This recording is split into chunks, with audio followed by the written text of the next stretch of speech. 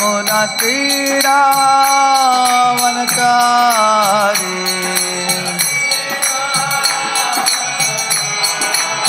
हरे कृष्णा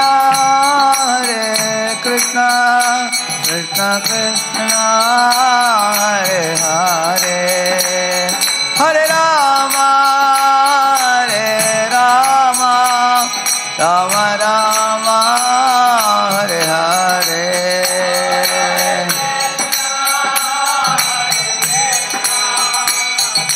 कृष्णा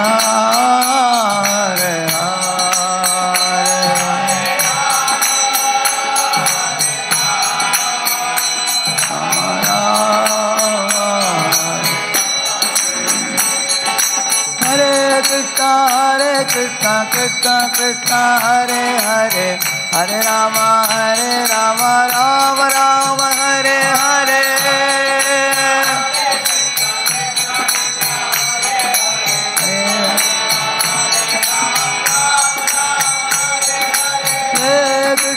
हरे कृष्णा कृष्णा कृष्णा हरे हरे हरे राम राम राम हरे हरे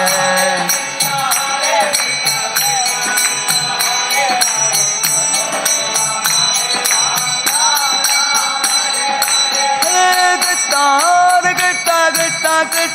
हरे हरे हरे राम राम हरे हरे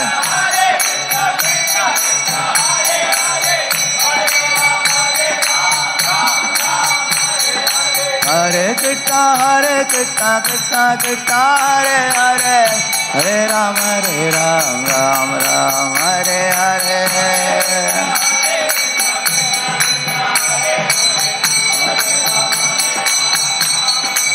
हरे कृष्णा कृष्णा कृष्णा हरे हरे हरे राम राम हरे हरे हरे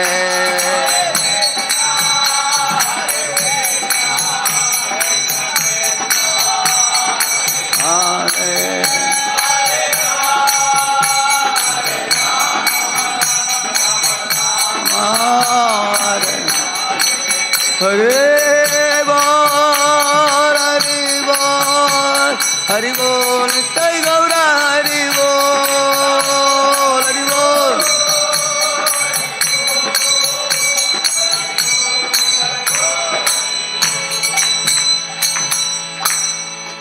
हरि गोपाल हरि नाम संकीर्तन की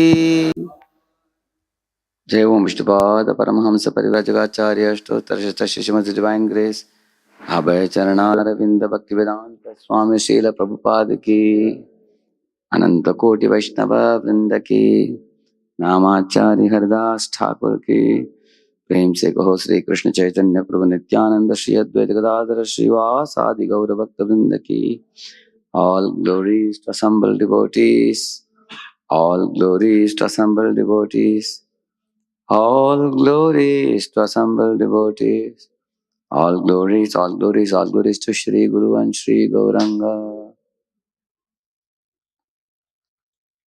Om Ajnanatimirandasya Jnananjanashalakaya Chakshuः Unmilitam Yena Tasmai Shri Gurave Namaha.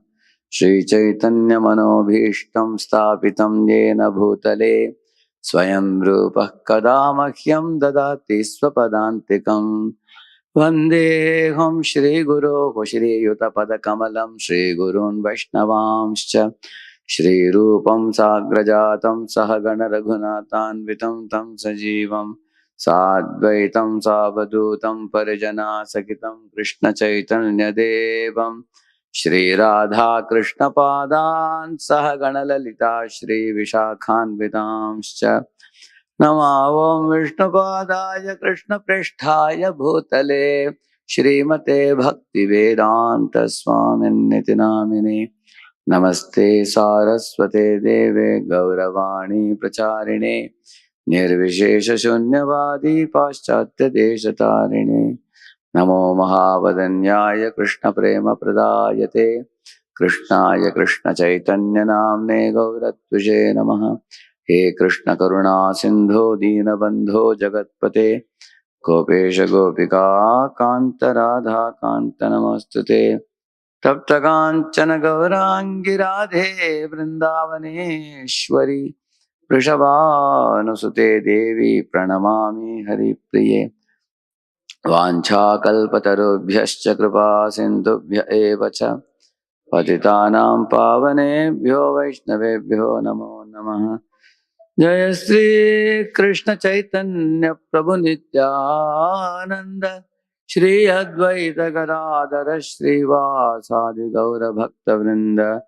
हरे कृष्ण कृष्ण कृष्ण हरे हरे हरे राम राम राम हरे हरे। ओम नमो भगवते वासुदेवाय।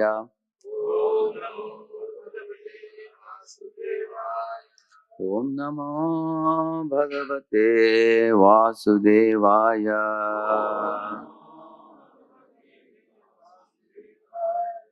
ओम नमो भगवते वासुदेवाय। नारायणं नमस्कृत्य नरं चैव नरोत्तमं देवीं सरस्वतीं व्यासं ततो जयमुदीरये। नष्टप्रायेष्वभद्रेषु नित्यं भागवत सेवया भगवत्युत्तमश्लोके भक्तिर्भवति नैष्ठिकी।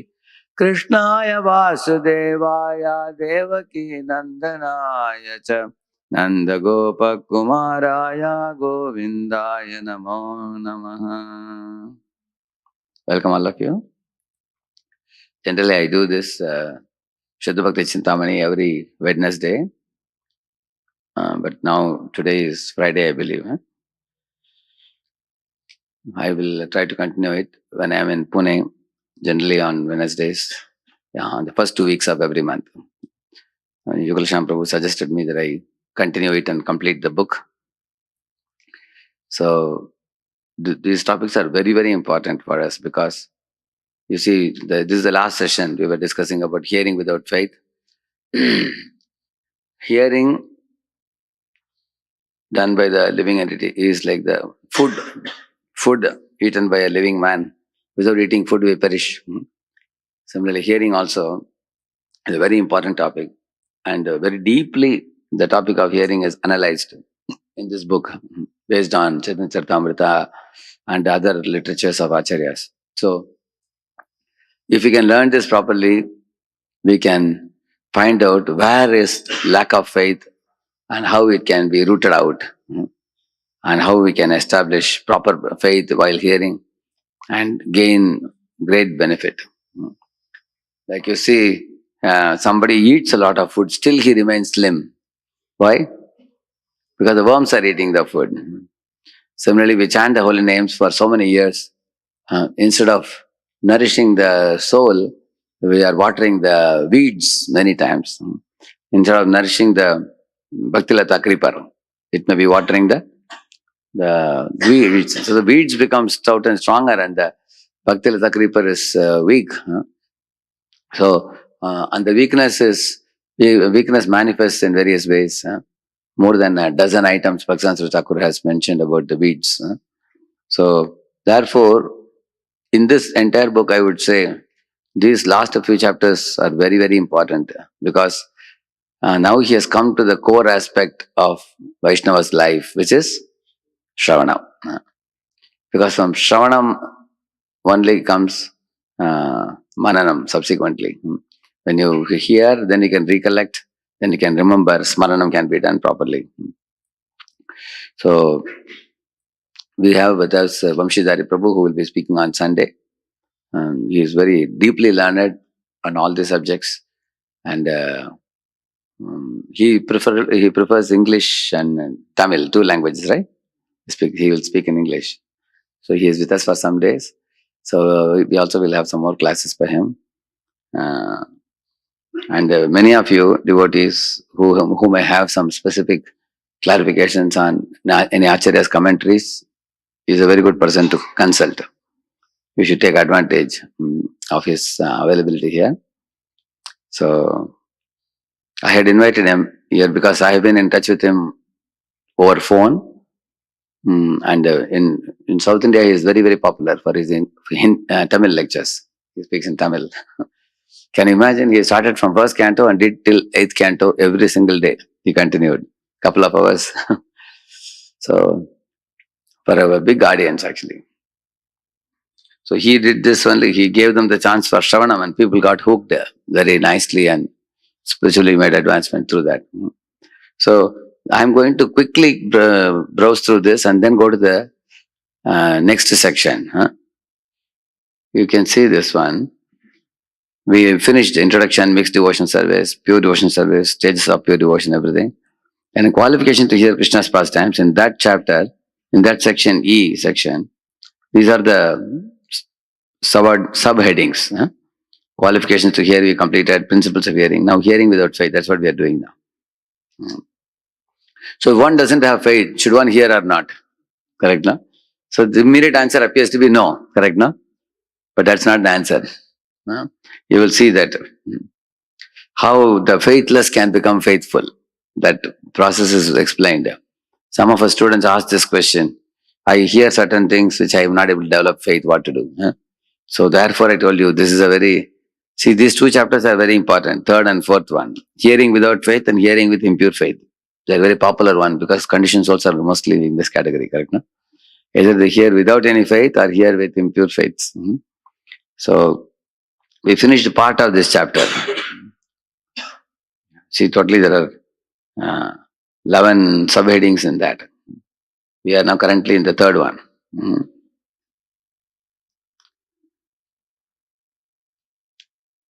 Yeah.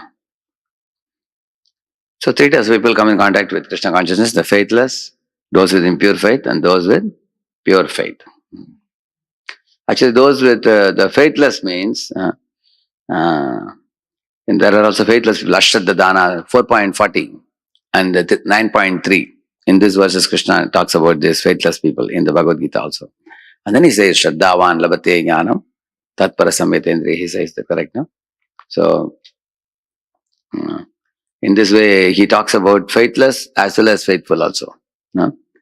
So, and then he says, those with impure faith contacted through ritualistic endeavors. That means they have mixed faith. Then those with pure faith, that's a goal we want to attain. See, these are the three types of faithless people. He says, Bhukti, Mukti, Siddhi, Kame, Sakale, Shanta. Shri Radha Chandra ki. See, these people are called faithless people. Because karmi goes to Krishna only for his own selfish motivations. Jnani goes to Krishna only for his own moksha or liberation. Yogi goes for getting siddhis. So what is the reference point for these people? Krishna or oneself? Oneself. Therefore they are called as faithless. Actually they don't have anything to give and take with Krishna except that they want to borrow something from him. Correct now. Like sometimes people come to you to take something from you, right? They are not interested in you. They are interested in you for getting something out of you. No? Therefore, it's called as faithless. Yeah. Yeah, people working hard, karmis. Karmis, jnanis, yogis. 3 photos you have shown. 3 pictures. The modern day. Karmis. Actually, actual karmis are not like this. According to Vedas, karmis means karma kandis. But we have also shown the modern day karmis. Also. Actually, according to Vedas, the karmis are faithful people in one sense. They are not faithless. They have faith in karma kanda and demigod worship and all that. But yeah. Semblance of faith also explained. Sakama. And then moksha kama, yoga kama. All this we explained before. What's wrong with having material desires? Bhukti mukti siddhi kami sakale ashanta. That is a problem. See, here is this is bhukti kami and this is mukti kami. 2 things they do. They do reading lot of books and meditation. And siddhi kami, walking on water, levitating, acquiring siddhis. That is siddhi kami. So all three are restless. So Mahaprabhu is telling Rupa Goswami in Tashashmeda Ghatna, saying, Bhukti Mukti Siddhi Kame Sakale, Ashanta, Krishna Bhakti Rishkama Ati Ashanta. So this is very revolutionary in our Gaudiya Vaishnava Sampradaya, because generally in India, good number of organizations talk about moksha. They consider moksha as the ultimate goal of life. But in Brahmamada Gaudiya Sampradaya, Rupa Goswami uses the word amongst the different type of Kaitava dharmas. The moksha kama is called as Kaitava Pradhan, he says. Kaitava Pradhan means topmost cheating, he says. So, that is considered worse than even being a karmi also, from a Vaishnava, because one denies service. One doesn't want to serve Krishna. So, Vaishnavas consider that hellish. Kaivalyam narakayate, he says, yeah. Yeah. Krishna Bhakta is peaceful and happy. Yeah. Bhogi and Tyagi are two pendulums, extreme sides of the pendulum. Krishna Bhakta is engaging everyone and everything in Krishna service. Easy to capture picture, you see. One is going away to Himalayas, one is enjoying everything. Bhukti and, Bhogi and Tyagi. And Bhakta is engaging everyone and everything in Krishna service. So, rareness of Shuddha Bhaktas was explained also. Because the Shuddha Bhaktas have pure faith in Krishna. Yeah. He says below the second point, you see what he says. Even neophytes in this category, despite being handicapped by reactions to past sins, they dwarf all other spiritualists. That means, even Bhukti, Mukti, Siddhi performers, even though they may be very powerful people, from the point of view of the public, they become dwarfs in front of a Kanishthadhikari. He's saying, even if you are a Kanishthadhikari who is worshipping deity, he is considered superior to karmis, jnanis and yogis who may be popular all over the world. Yeah.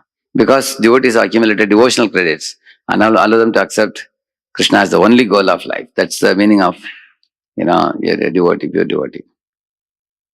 Yeah. Prabhupada said, even if one man becomes a pure devotee of the Lord, we shall consider our attempt a success, Prabhupada says in his preaching.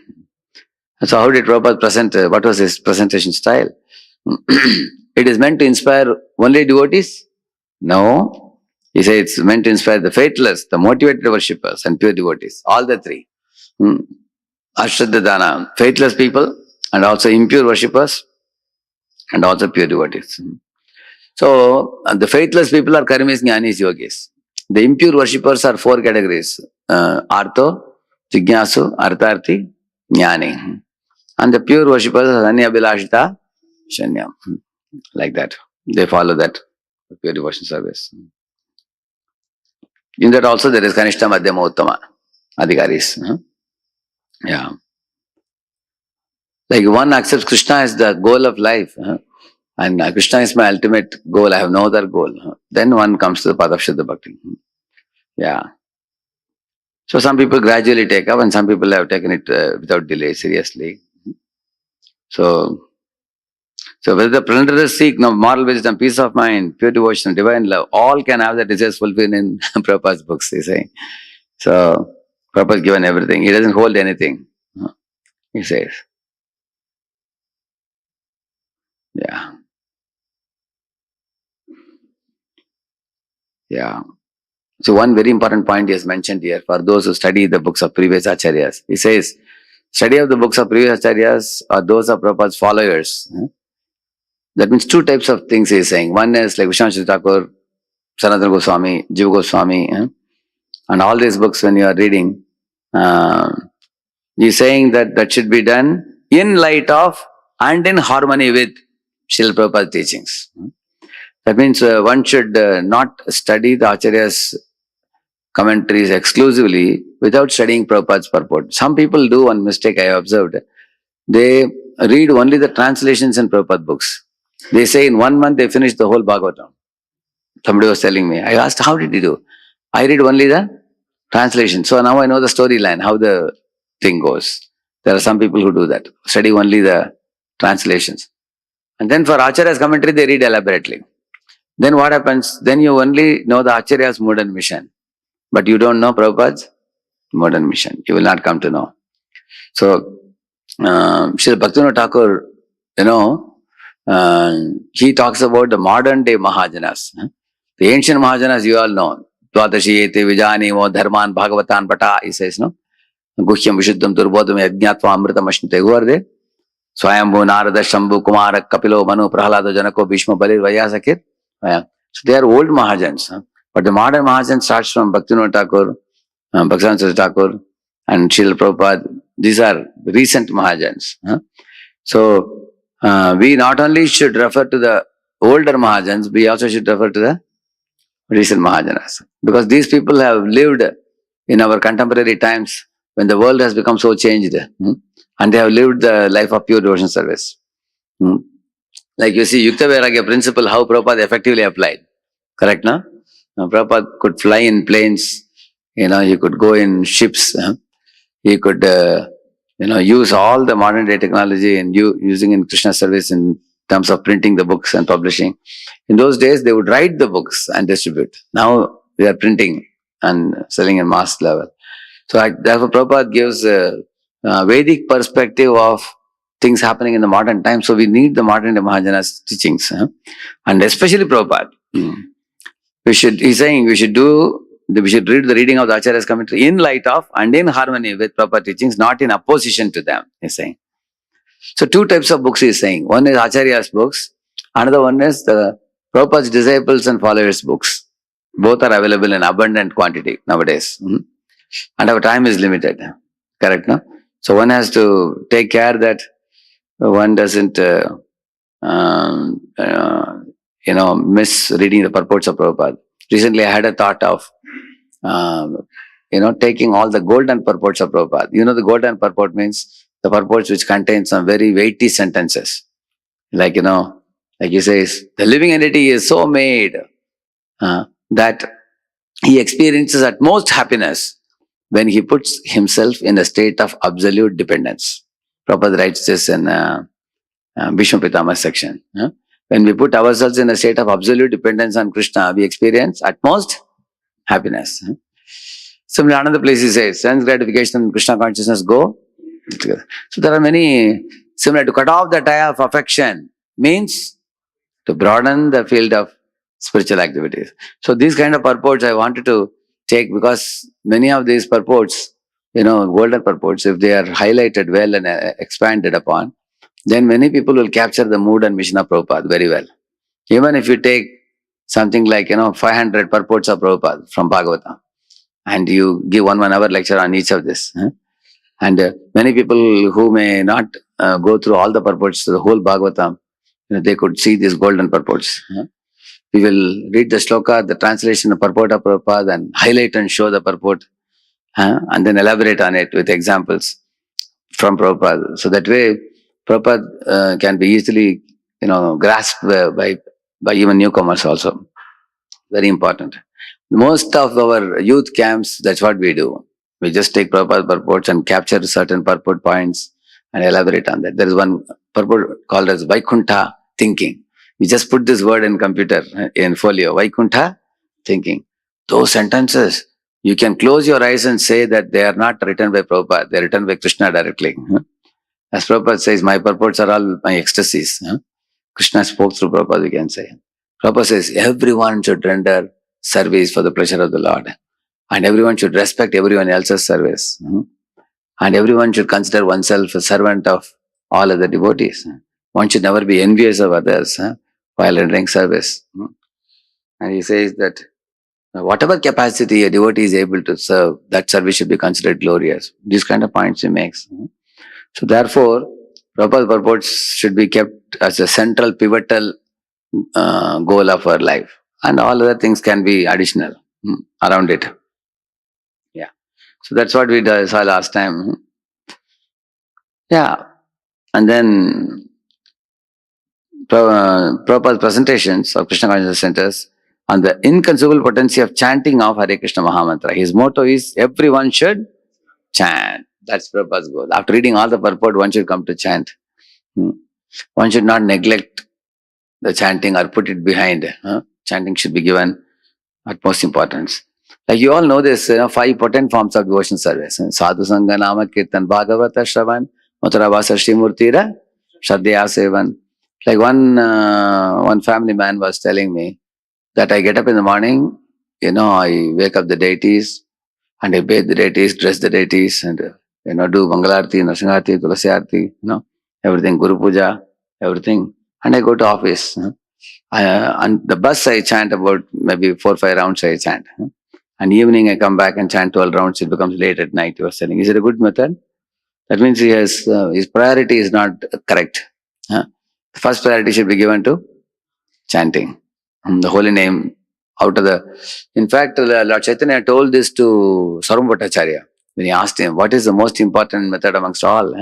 Bhajanera Madhya Sreshta, Navavida Bhakti, Krishna Papa Krishna Temara. And the next verse is Thara Madhya Sarva Sreshta, Nama Sankirtan. He says, chanting of the holy name is the most important thing. So, purpose of studying Bhagavatam is to inspire us to chant. If study of Bhagavatam doesn't inspire us to chant, then it becomes an intellectual titillation only. Because the Bhagavatam ends with the famous verse, Nama Sankirtanam Yasya Sarva Papa Pranashanam Pranamo Dukkha Shamanhatam Namami Harim Param. So, that's what he's saying here. Yes. The people should seek out the company of devotees, hear Srimad Bhagavatam, worship the deity, and then chant the holy name. Yeah. So Prabhupada made a public Harinam available for people. Even if they cannot go to temple, they can hear Harinam in the street. Yeah. Yes. Prabhupada said, if the more the people become attached to the company of devotees, the more perfectly they can chant the holy names. Yeah.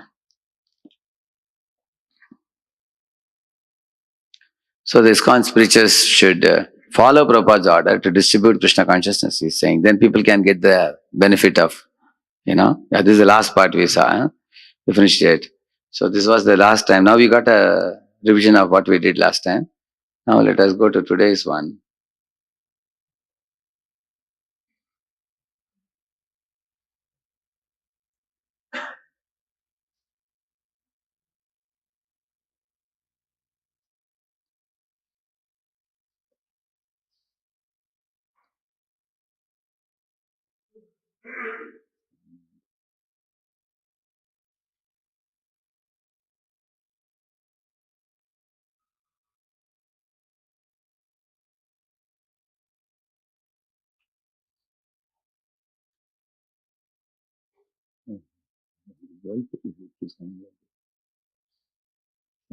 I told you, don't do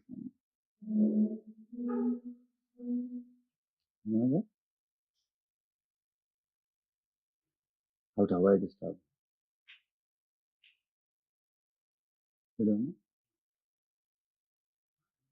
know? No animation. Where is it?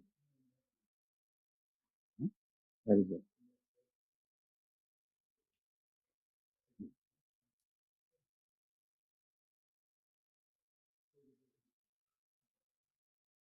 Yes, sir?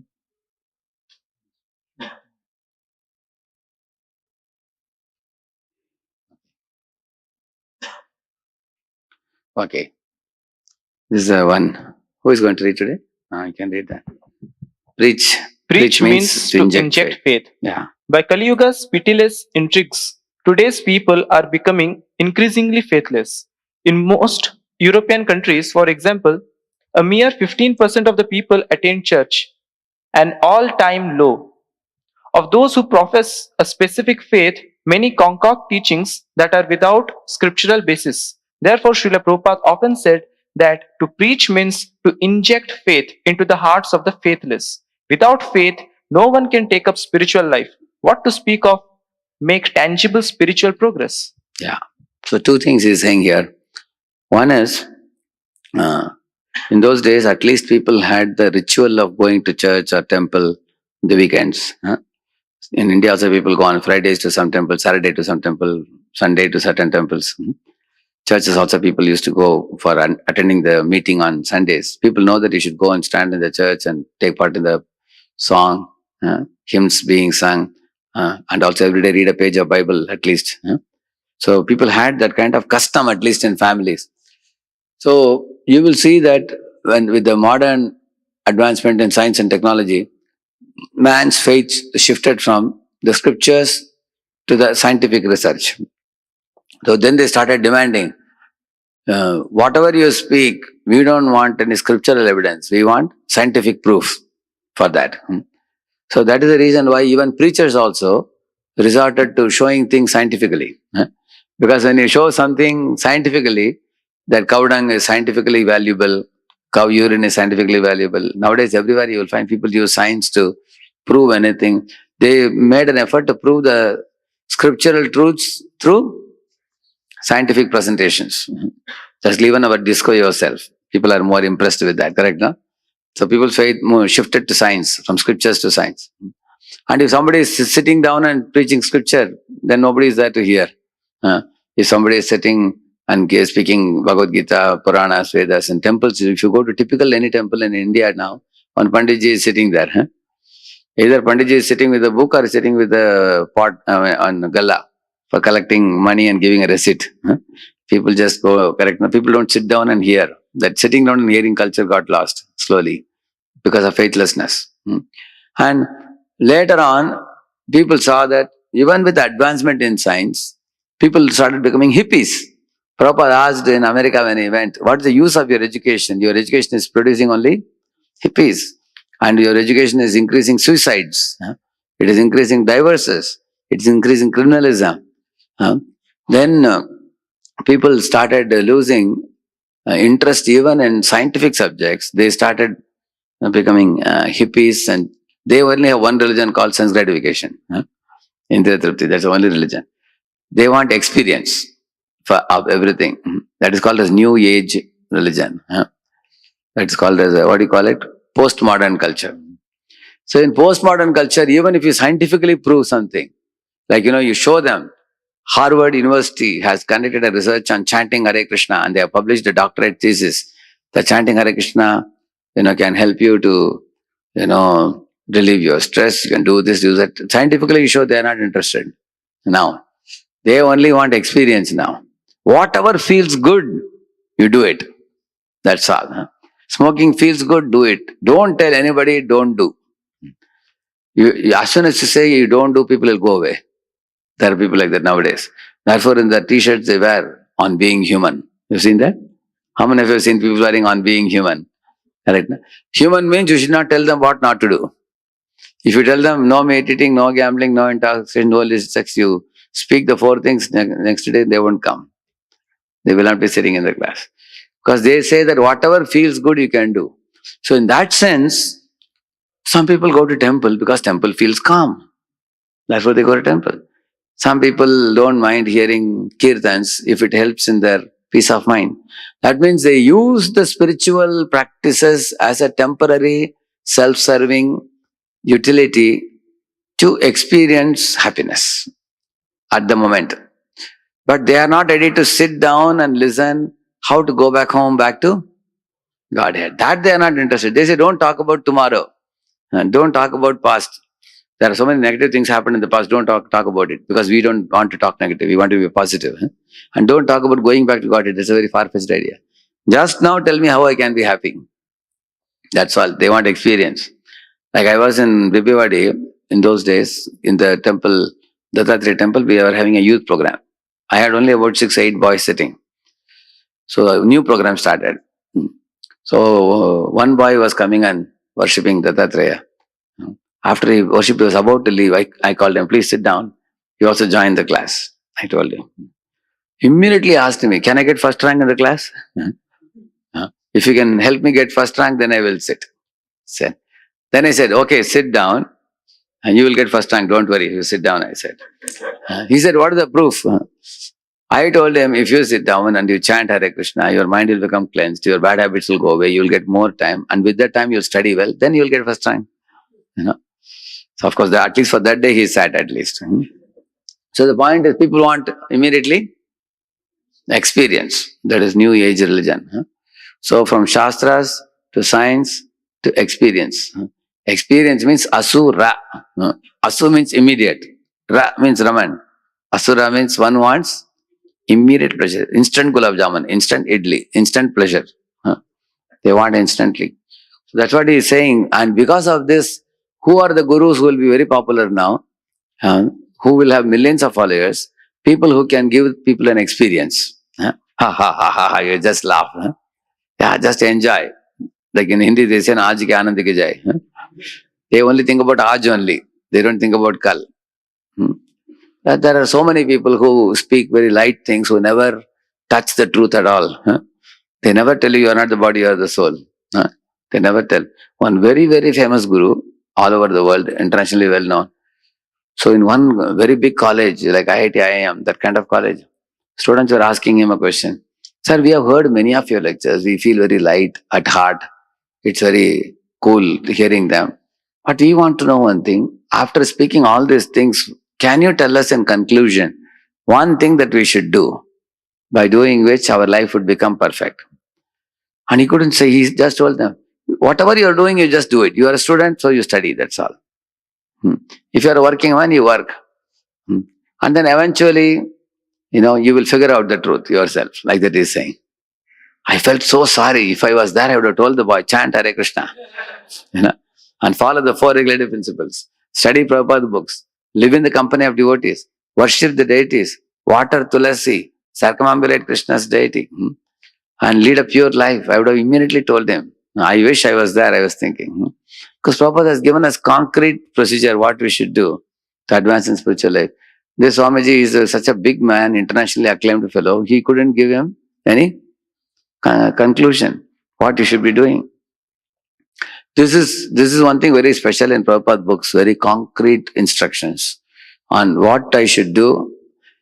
Parikshit is asking Shukadeva Goswami, Ada prachami samsiddhim yoginam paramam gurum purushasyeha yat karyam mriyamanasya sarvada. What is the duty of a man in general and what is the duty of a dying man? Both he asked. And then he asked, Yas shrotavyam, yat kirtitavyam. He's asking, what should be heard? What should be glorified? What should be remembered? Like that he's saying. And then he's saying, what should not be heard? What should not be glorified? What should not be remembered? He asked. These are the questions he asked. So Shukadeva Goswami, when he responded to these questions, first he told him what not to hear. Shrotavyadini Rajendra Ninam Santi Sahasrashaha Apashyatam Atmadatvam Griheshu Grihamedhinam. He said, Parikshit, there are 2 types of people in this world, Grihamedhi and Grihastha. For a Grihamedhi, sense gratification is the center. For a Grihastha, Krishna consciousness is the center. And then he told him that the Grihamedhis have thousands of subject matters to talk about: sports, cinema, and politics, all kinds of things, money making and all these things, economics and everything. And Grihasthas, for them subject matter is hearing and chanting about the Lord. So you will find the first 2 verses he is saying what you should not do. Why is he saying that? Because generally conditioned souls do those things. Therefore, very first in the beginning only he's saying, don't do this. And then he's coming to what should be done. Tasmat Bharata Sarvatma Bhagavan Ishvaro Hari, he says after that. So, therefore, he says here that in the modern times, people are being cheated by gurus. Therefore, people are talking about spirituality without God now. And what is spirituality without God? That means how to feel good. That's all. You eat, live in eco-friendly environment, eat very nice vegetarian foods, and do some yoga and pranayam for healthy body, and so that you can healthily do eating, sleeping, mating, defending. This is called spirituality without God. I said, don't even use the word spirituality. When the word is spiritual, when you say, immediately God comes into picture. Without God, there is no spirituality. It's only atheism. So that's what he's saying here. The faithless people are increasing now, and even those with so-called faith, they are also cheated by, new age gurus who are giving them. They are telling them, they will never tell them don't eat meat, don't drink wine. They know that they will lose their audience if they say that. They will never tell people chant Hare Krishna. Krishna will not come out of their mouths by mistake also. They will take care that even if they tell about Krishna, it will be for their own purpose only. Yeah. So 2 types of faithless souls contact Krishna consciousness. Those who know nothing about Krishna, those who know relatively little. The latter are better situated, of course, because knowledge is the precursor to faith. Still, for the sake of brevity, this section will apply the principles for reaching out to the faithless to both categories. Okay. Like you see, Dhruva Maharaj, did he know anything about Vishnu before? His mother told him that you should approach Lord Vishnu because your father, Uttanapad, and his father Swayambhu Manu, and his father Brahma, they all got their kingdoms from Lord Vishnu only. He's the one who blesses everybody with everything. Without he's the father of all living beings. So if you go to him, there is nothing you cannot obtain. Like that she told him. So therefore he wanted to find out who is Vishnu. So Prabhupada says in one lecture I heard in his one of the audios, he went to the lion and asked, "Are you Vishnu?" He asked him. Lion said, "No, no." Then asked a tiger, "Are you Vishnu?" Prabhupada says in one of the lectures. Sometimes you get these finer details about the pastime of Dhruva. So he was not aware. He was inquiring everybody. Are you Vishnu? Are you Vishnu? Mother had told him that you should approach saintly people in the forest. And they will guide you to Vishnu. And then he approached Narada Muni. So although he was not knowing anything about the Lord, he faithfully heard Narada and applied. Prabhupada says doubting is the function of intelligence. But after hearing from a bona fide source, if one still continues doubting, is a rascal, Prabhupada says. Yeah. So here you find Dhruva, he heard from a bona fide source and he had no more doubts. He became free from doubts after that. All the Yasmin Vijnarte Sarvam Evam Vijnatum Bhavati, it is said. By knowing Krishna, you know everything. There are no more doubts left. Yeah. Read this. What is success of preaching? The faithless are just as individual as the faithful, so the way to elevate each of them is unique. Preachers must therefore carefully balance purity with utility. Preaching must adhere to the principles of devotion, yet be tailored to suit individual needs. Success in preaching can be measured by how effectively the faithless come to pure faith and the faithful to advanced Krishna consciousness. Yeah. Now some preachers may say, I only speak purely, I don't compromise. I just present as Acharyas have presented. But if our preaching doesn't make people into devotees, what is the use of that purity with which you are trying to reach out to people? We had one seminar in JBC College in those days. One very great researcher has analyzed 10 points about if a religion is too much strict in keeping purity, then gradually the numbers will reduce. They will not have many people to follow. And if a religion is extremely liberal, initially they will get a big following and eventually they will also become very thin in number, he says. Because the people who come to a movement for its liberalness, they will come there, but they will not experience the higher taste which they came looking for because of being extremely liberal. So that will also eventually become, no, he says that will eventually lose its soul, he's saying. That means there will be nothing, that movement itself will not exist because of being too liberal, he says. And then he says that religion which strikes a balance between the two, they should be strict with principles and liberal in details. And that religion is the one which can flourish the most.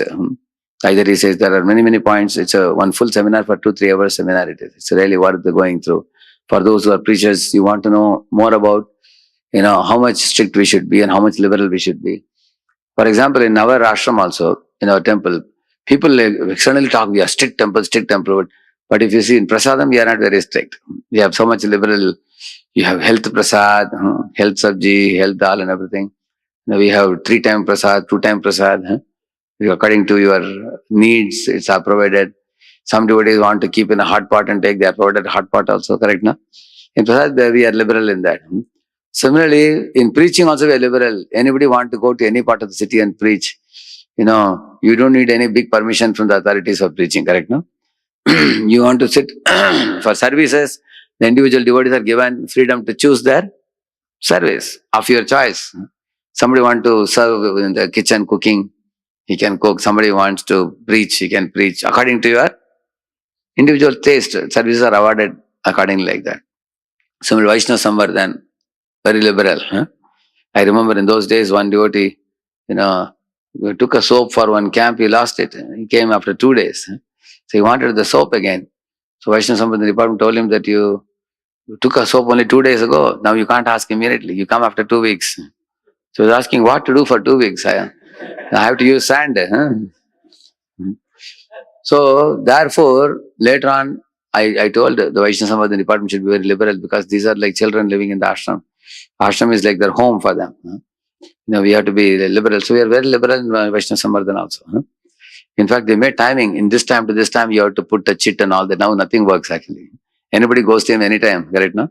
And you have made a very liberal devotee. Our Radheshyam Prabhu. So any time of the day, people catch him and they get. So you can see that things where you can live like a home, even in the ashram. There is birthday festival where all the devotees are sitting together, they're garlanded and they're glorified. So these things are liberal, very liberal. And what are we strict about? Morning program very strict, because there is medicine. If you don't take medicine, you will die. If a person has cancer, he has to take medicine and remove the cancer. So that we cannot compromise on. Somebody says, I will not complete 16 rounds. No, we will not leave you. We make sure you complete your 16. Isn't it? Chant your rounds, attend the class and all these things. So we should be strict about those core principles, what we should be strict about. And we should be liberal on things, on details we could be liberal in that. So therefore, if you do this well, we should be increasing number in big proportion actually. And Prabhupada did that, if you see. Like when Prabhupada went to America also, when Mr. Goldsmith told Prabhupada, Swamiji, these 4 principles you are saying, the last one will not work in America, no illicit sex. Maybe you can make it 3, like that he said. Prabhupada said, I have not come here to please the Americans. I have to speak what the Shastras say. Shastras say, Dyutam Panam Striya Suna Yatra Adharmas Chaturvida. These 4 are adharma. So I have to speak the truth. And he spoke the truth and he still got many devotees. He got 10,000 people with him and 5,000 of them got initiated. Another 5,000 are aspiring from him. You can imagine. Even in a country like the West where sense gratification is profusely available, he could preach purely and establish Krishna consciousness. So he was liberal in prasadam. He was very understandable to the people of the West and accordingly he administered the medicine. But the point is, success in preaching can be measured by how effectively the faithless come to pure faith and the faithful to advanced Krishna consciousness. Like today morning only I heard one lecture. One disciple, Prabhupada is having a conversation with his devotees.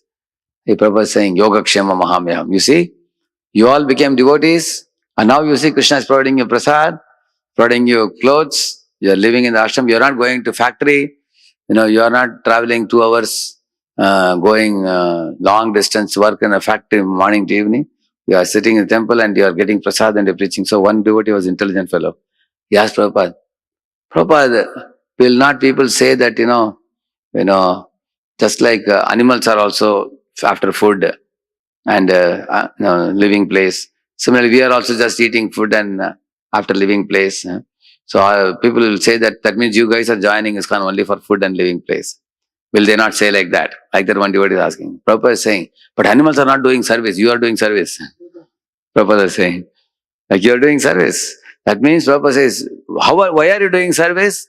Because you love Krishna. If you don't love Krishna, you will do service in a company and earn salary. You will not come here.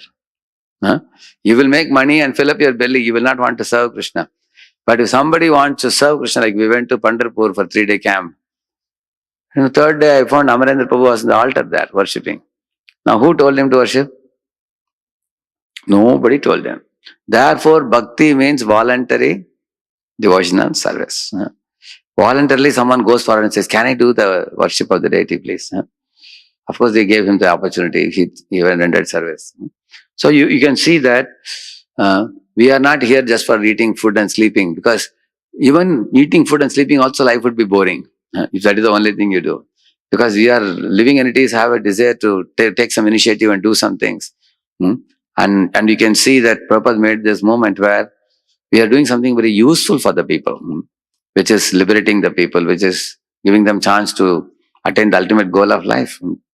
So Prabhupada could convincingly present the philosophy and turn the faithless people into faithful people. I read it. Confidential portions not for non-devotees. For ISKCON preachers, Bhagavad Gita as it is the basic textbook. Srila Prabhupada calls it the ABCs of Dharma. Yet in Bhagavad Gita, Lord Krishna prohibits teaching its more confidential portions to non-devotees. Correct? This is a verse. Actually, this is just a minute. Just one.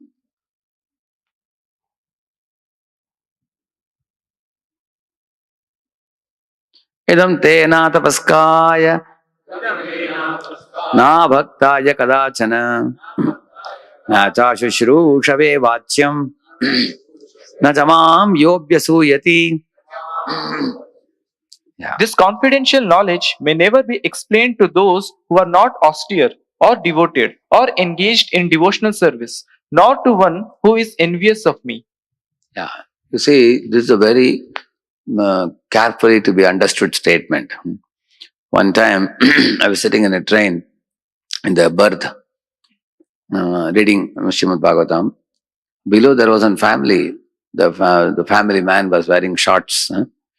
And he was a grown-up man. He must be 35, 40, I think, wearing shorts, along with his 3-4 children and wife. And they ate everything that came in the train. Mungfali comes, they were eating. Thumbs up came, they drank. Bhel came, they ate the bhel also.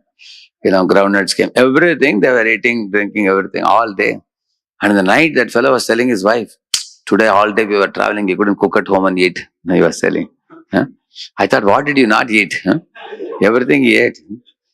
So, when you look at such a person, it looks like a thorough sense gratifier, materialist. So, night, 8 o'clock, the station came, so I got down. But as soon as I got down, the man looked at me and immediately folded his palms and said, Jai Shri Krishna, he was saying. I was Jai Shri Krishna. Then he told all the children, hey, some palm pakado, and all of you fall at his feet, sadhu's feet. And all the children were falling at the feet, offering obeisances, made them told to chant Hare Krishna, Jai Shri Krishna. Then I sat, then he said, Swamiji, I never noticed that you are sitting in the top. It will be nice if you can tell us some, please give us some good advice. We people are always in the material world. We are running here, running there, making money. I have my business. Now station will come in half an hour. Please tell me some good things which I can easily apply in my life. Like that he asked. I was so stunned. I was looking at him. 3-4 minutes I couldn't speak. He said, why are you so stunned? He was surprised. Why am I so surprised about? Actually, what was going on in my mind? Internally, I was praying to him, please forgive me. I was afraid to tell him externally. I want to tell him that I misunderstood you. You appeared like a materialist for me. Now I understand you are a Krishna devotee. So we should not think this is the way materialist looks like. Actually, there are many people in city also. They look like materialist, but they have Shraddha in their hearts. How many of you observe? Correct, no? Yeah. On the other hand, there are even people living in village who are drunkards, who have no faith in God. Our devotees go to preach in villages sometimes. They find morning, evening, both times these fellows drink. And they have not even an iota of faith in God. They will not listen also. In fact, once when I was going in the train, there was one farmer. I showed him Bhagavad Gita. He is asking, "Are computer ka zamana aa gaya? Bhagavad Gita bech raha hai," he's saying. He's saying like that. He's saying Bhagavad Gita computer zamana. See, he has never touched a computer. But he's so proud of, infatuated about the invention of computer. See, I told that fellow, even scientists don't have faith in science as much as you have faith in them. I told that fellow. Even scientists are doubtful about their advancement. But this fellow is more confident than them. Shows how much blind faith he has. Correct, no? So therefore, it is very important to detect who has faith and who doesn't have faith. Don't go by the externals. Even Gadadhar Pandit saw our Pundrik Vidyanidhi. It appeared like he was a materialist. Correct, no? We should be very careful not to misjudge anybody. Don't go by the externals. So there are many people who appreciate us, even though they look like materialists. So anybody who is appreciating devotees, like we are going on Harinam, some people wave the hand. So we should know that they have some Shraddha. Otherwise, why are they waving the hand and appreciating? Like, when we were going for Harinam in Hyderabad, one auto was coming like this.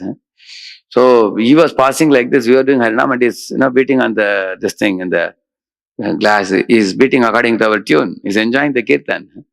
When he came near, he said, he was waving and smiling. He said, Hare Krishna, Hare Krishna. So we can know that they have some faith, surely. Huh? So therefore, when you are talking about don't give it to faithless people, means who is faithless? Faithless people are those who ridicule the message of God, who ridicule the devotees, who talk ill of God, who talk ill of devotees, who blaspheme anything about devotion service. So those kinds of people, if you continue speaking to them the glories of Krishna, that is like Payam Panam Bhujanganam Kevalam Vishavardhanam. Don't feed bananas and milk to a serpent, it is said. Then it becomes ninth offense. That we should avoid. Yeah. Were unqualified people to receive such knowledge, they would become envious of Krishna. Envy results in offenses, and offenses obstruct the awakening of faith. This is the point.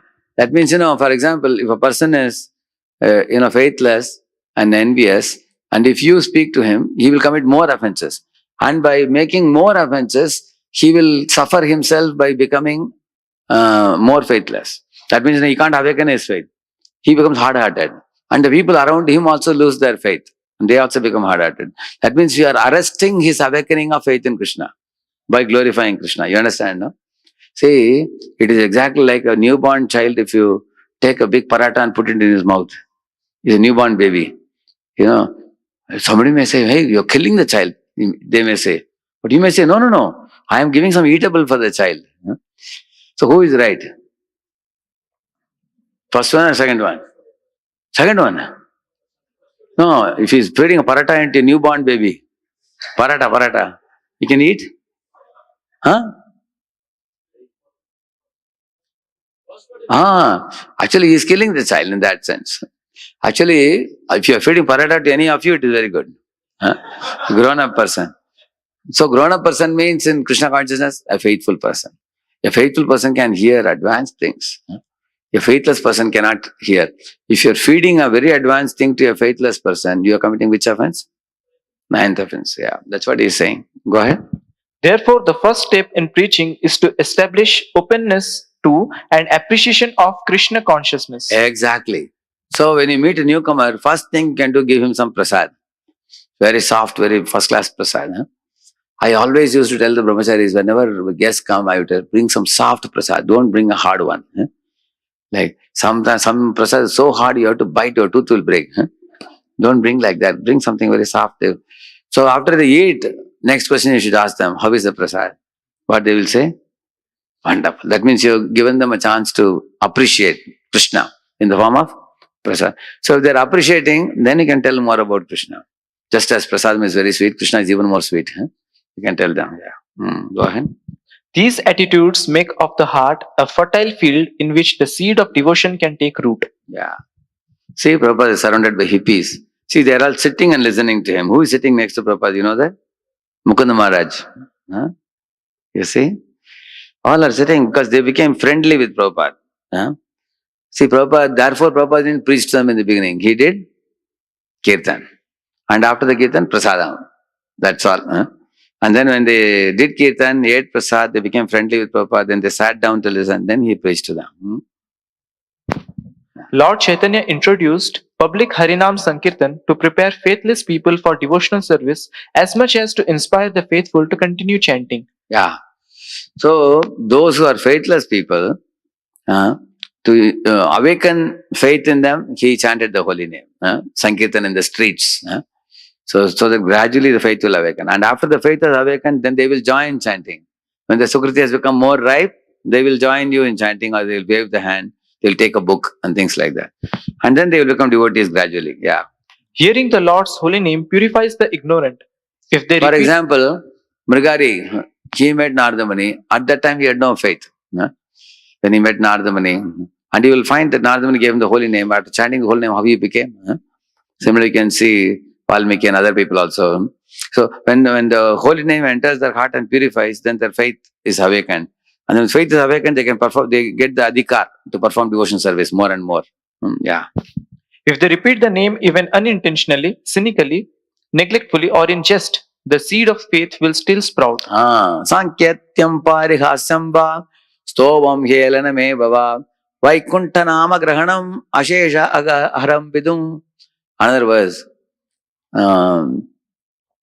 Yathagadam viryatamam upayuktam yadrichaya ajanatopyatmagunam kurvan mantra udahritah.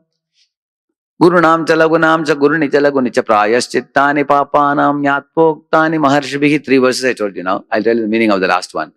Gurunam cha lagunam cha means Guru means big sin. Lagu means small sin. So big sins and small sins both are eradicated by the chanting of the holy name. He said you don't have to do separate prayaschitta for that. And then he says, like you go to a doctor who gives you some yellow pill, blue pill, green pill, you don't know what is inside it. You don't even know the name also. Sometimes names are very complicated names, correct? No? But some people know names, some people don't know. But you have faith in him, correct? No? So then you eat the medicine for 2 days, 3 days, and viral fever goes away, correct? No? So in the same manner, the holy name can be taken even without knowing the meaning of it, even without knowing the glory of it. Because somebody told you to do it, you do it. You get the benefit, he says. Yathagadam viryatamam, he says. And then the another verse says that 4 types of people who chant even unintentionally, Sankirtyam. Sometimes you see the marketplace, they want to sell something to you. You are walking on the road, or auto wala also sometimes. Hey, Hare Krishna! Like that he calls, come here. Auto chahiye kya? Like that he asks, no? So he knows if you say Hare Krishna, you will pay attention. Correct? No? Therefore he uses the word. Correct? No? He knows these are Hare Krishna people wearing tilak. If you say Hare Krishna, they will pay attention to me. So his calling Hare Krishna, is it done with devotion? It just unintentionally is calling. Correct? No? And somebody may call cynically. Cynically means some people say, what is this? You people, Hare Krishna, all the time you are dancing. They do like that. You have seen, no? People do like that. They tease you. That's what he is saying. Somebody cynically may speak about you like that. Or sometimes people neglectfully chant. Like some of our devotees, like there is one video where Mahatma Hari Prabhu can show you. There is one devotee playing Mridangam and going, say Gauranga, he says. Gauranga, he says. Gauranga, Gauranga, Gauranga, he'll beat like that. Then he'll go to the next one. You've seen that? You know? So this fellow goes to person and makes him chant Gauranga like that. So some people may neglectfully chant, okay, take it, Gauranga. Go ahead. But that one Gauranga makes them begin devotion service. You see? That's why he's saying neglectfully. Or in jest. Or somebody may even joke.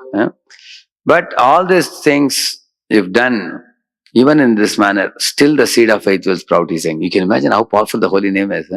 Even by Krishna is so merciful when he comes as the holy name. Read the next one.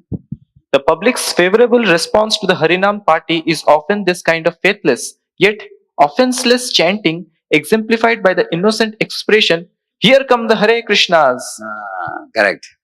So sometimes the people, the public people, they clap hands and appreciate. Like, one old man was walking with his wife, a senior citizen, must be 70 years, I think. And this fellow is very talkative, but, even though he's very old, he will not keep quiet. He talks a lot to his wife. So his wife was telling him, shh, chup raho, she was showing the Harinam Sankirtan was coming. So we were coming like this. So this man was having a stick in the hand. So when he saw us, he was doing like this. Very good. Hare Krishna, he was doing like this. So when we came near, he was telling that, you guys are not just keeping it with yourself, you are giving it to others. That's what I appreciate, he was telling. So many people actually may not become a serious devotee in our movement, but they do appreciate what we are doing. And in this way, the Harinam Sankirtan gives them a chance for beginning the devotion service. That's what he is saying. Accidental offenseless chanting of non-devotees. That sinful people can chant without offense, a grade of chanting neophyte sadhakas aspire for, often amazes practicing devotees. Yet, Srimad Bhagavatam confirms the special benefit of accidental chanting. Yeah, correct. Actually, how this kind of college boys can take part in Sankirtan with so much enthusiasm, it amazes even the neophyte devotees also. Even the neophyte devotees actually want to, practicing devotees think that we want to actually chant offenselessly, but there are many new people who offenselessly worship the deity also. You will see that. Actually, they respect deities more than us also. How many of you observed that? Actually, they treat When they come to temple, they see the Lord is standing here, he is giving Ashirwad, this Arati time, we should not move. Just like the national anthem, people stand, you've seen that? When the national anthem is sung, wherever you are, what you should do? You stand erect, you don't move. You respect the national flag. Huh? In the same manner, when people come to temple, when Arati is there, sometimes you may be sitting very casually. But you see, when the newcomers come, they stand in front of the Lord, erect, without budging an inch, until the whole Arati is over. Similarly, when we get ghee lamp every day, so we get used to it. Ati Parichaya? But when ghee lamp comes, you have seen when they are taking it to Prabhupada, many new people run behind the person. They run up to Prabhupada. After that only they will get. You have seen, no? They wonder why this fellow is not giving. Correct? So much Shraddha is there. So this amazes the practicing devotees. We don't have this type of faith. New people have. Actually, the devotional process is like that. That innocent faith in the beginning eventually gets lost because of offenses over a period of time. In many places I travel, many practicing devotees ask me, Prabhuji, speak on this topic, how to regain the innocence which we had originally when we came in the early days to Krishna consciousness. Now that innocent faith, the tender feelings, that bhava, we are not able to feel, that has become covered over by so much, stereotyped practice and lack of taste and appearing like a routine. Why it's like that? That's because of offenses. So again, we have to try to come to offenseless chanting. And offenseless chanting actually can be increased when you go out on Harinam Sankirtan, when you distribute Prabhupada books, when you confront the public. By giving Krishna to others, then Krishna becomes sympathetic to you. See this devotee, how they are dancing in the top, you see. See this boy, this devotee who is dancing with this boy is a very famous dancer. What is his name? Yeah? Harinamanand Prabhu. Which is temple he lives in? He manages a Harinam Ruchi team, so he travels around the world doing that. Yeah, correct. So our Devavar Prabhu is from LA. Devavar is about 90% of his time is traveling on road, going to universities and distributing books. So he knows these devotees, in the West. So now I'll continue this in the next class. When we... So how the faithless come to faith, the steps are very beautifully explained in this book. How they gradually come to faith. Srila Prabhupada ki, Gaur Bhakta Vrinda ki. Thank you very much.